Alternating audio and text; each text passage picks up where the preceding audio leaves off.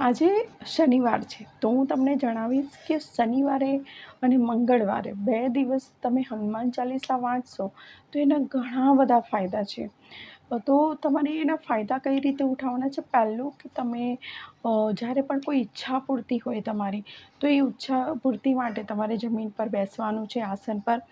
એક હાથમાં પાણી લેવાનું છે અને સંકલ્પ કરવાનો છે કે આજેથી 21 દિવસ સુધી હું મારા આ કાર્ય માટે આ સંકલ્પ લઉં છું કે હું 11 વાર કે 7 વાર જેટલી વાર તમે કરી શકતા હોય એટલી વાર હું હનુમાન ચાલીસા વાંચીશ.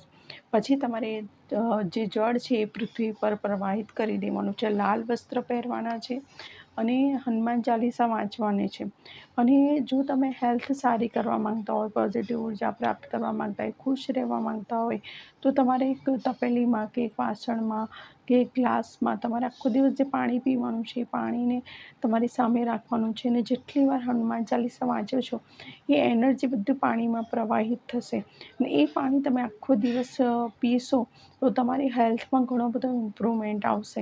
અને તમારા બાળકોને પણ નાનપણથી હનુમાન ચાલીસા વંચાવો. કોઈ વ્યક્તિને ખૂબ જ ભય લાગતો હોય છે, કોઈ પણ વસ્તુનો ભય લાગતો હોય છે, કોઈ પણ વ્યક્તિનો ભય લાગતો હોય છે, તો હનુમાન ચાલીસા રોજ વાંચો, સવાર સાંજ વાંચો, કાં તો પછી આ પાણીવાળો પ્રયોગ પણ તમે કરી શકો છો.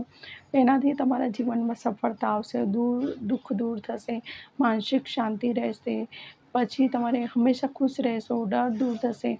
એટલે રાત્રે જો કોઈ વ્યક્તિનો ખૂબ જ ડર લાગતો હોય તો રાત્રે તમે હનુમાન ચાલીસા વાંચતા વાંચતા સૂઈ જાઓ કે પછી હનુમાન ચાલીસા મોબાઈલમાં વગાડતા સૂઈ જશો તો પણ તમને કોઈ જાતનો ભય નહીં લાગે અને તમે ખૂબ જ ઉર્જાવાન મહેસૂસ કરશો. બાળકોને પણ અત્યારથી નાનપણથી હનુમાન ચાલીસા વંચાવો અને એમને દરેક બાળકોને હનુમાન ચાલીસા મોઢે આવડવી જ જોઈએ એટલો પ્રયત્ન રાખો કે ખૂબ જ એનર્જી આપે છે, ખૂબ જ સુખ શાંતિ સમૃદ્ધિ હેલ્થ આપે છે.